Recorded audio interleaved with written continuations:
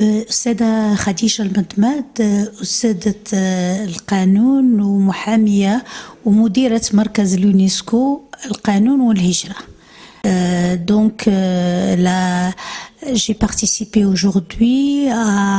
au séminaire de l'Institut Royal sur la crise migratoire avec un accent sur l'Europe. Mon intervention concernait les migrants et leurs droits entre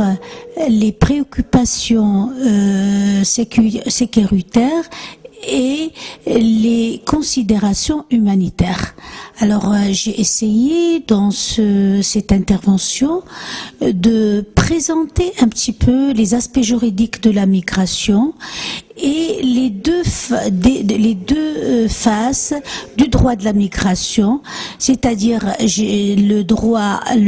droit sécurité et le droit protection. Droit sécurité ou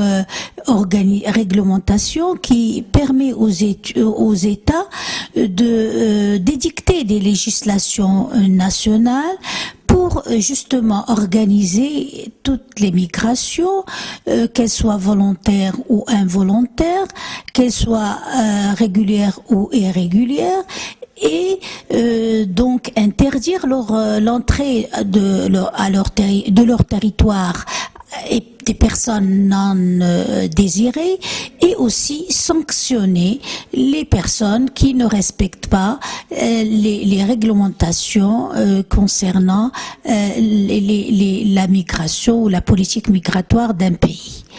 Donc c'est un droit national, c'est un droit qui met l'accent beaucoup plus sur les besoins de l'État en migration, mais il reste quand même un droit qui inclut quelques exceptions, c'est-à-dire que les États, par exemple, au nom de la solidarité internationale et l'humanisme, ne peuvent pas refouler de leurs frontières ou de leur territoire les demandeurs d'asile et les réfugiés qui, donc, selon la Convention de Genève sur le statut des réfugiés de 1951, qui sont venus demander asile dans ce pays. Donc, ils ne peuvent pas les refouler s'ils ne veulent pas les accepter vers des pays où ces demandeurs d'asile et réfugiés risquent la persécution. Et d'un autre côté, j'ai essayé de présenter l'autre branche du droit de la migration, qui est le droit humanité, qui garantit des droits aux migrants, qui soient involontaires, c'est-à-dire les réfugiés et les demandeurs d'asile, ou volontaires, c'est-à-dire les travailleurs migrants.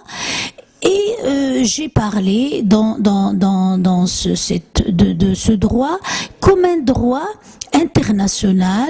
qui inclut dans des conventions que les États ratifient et acceptent de les introduire comme législation nationale et de le respecter. Et à la tête de ce droit, il y a ce qu'on appelle la charte de tous les migrants,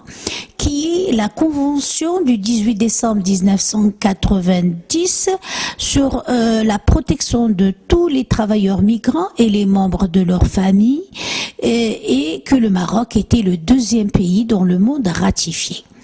Donc ce droit, malheureusement, est en train d'être limité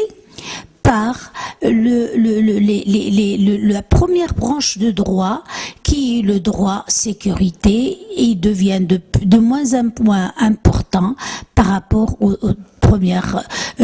branche, qui est le droit sécurité. Alors j'ai parlé de la réaction, donc des migrations actuelles et la réaction internationale à l'égard des migrants et surtout les réfugiés et les personnes déplacées, et notamment les Syriens et les Palestiniens. Et donc l'Europe, normalement, qui est la mère des droits de l'homme, qui a créé la Convention de 51 sur le statut des réfugiés, qui inclut dans son article premier donc des dispositions qui disent que les États choisissent entre appliquer cette convention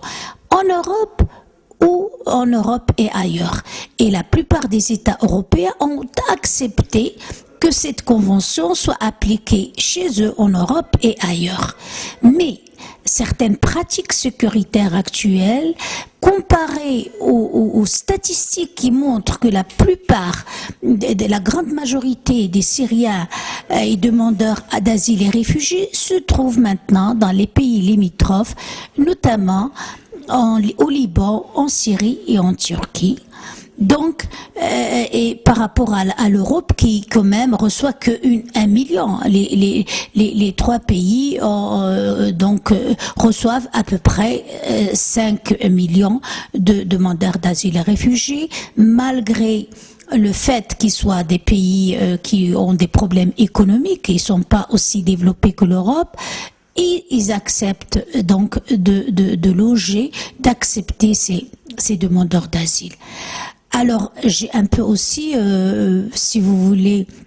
reprocher à l'Europe le fait que l'Europe, qui normalement devrait donner l'exemple dans le droit de la migration, est en train de changer de ce droit et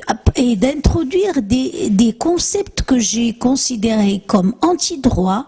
comme le concept d'un pays sûr, tel qu'il est inclus dans la Convention de Dublin de 90, ou le concept de la réadmission des citoyens des pays tiers. L'Europe essaie même d'imposer au Maroc à signer un accord dans ce sens qui est contraire aux principes internationaux de droit qui font que les États sont obligés de recevoir seulement leurs nationaux quand ils sont expulsés d'autres pays, mais ne peuvent pas donc accepter toutes les personnes qui sont passées par son territoire. Donc j'ai terminé pour dire peut-être la solution serait trouver un équilibre entre le droit sécurité et le droit humanité et surtout s'adresser aux causes qui font que les personnes se déplacent en dehors de leur région et de leur pays. Dans les travaux sur le terrain que j'avais donc conduits, aussi bien au Maroc qu'au Liban, en Syrie, en Europe,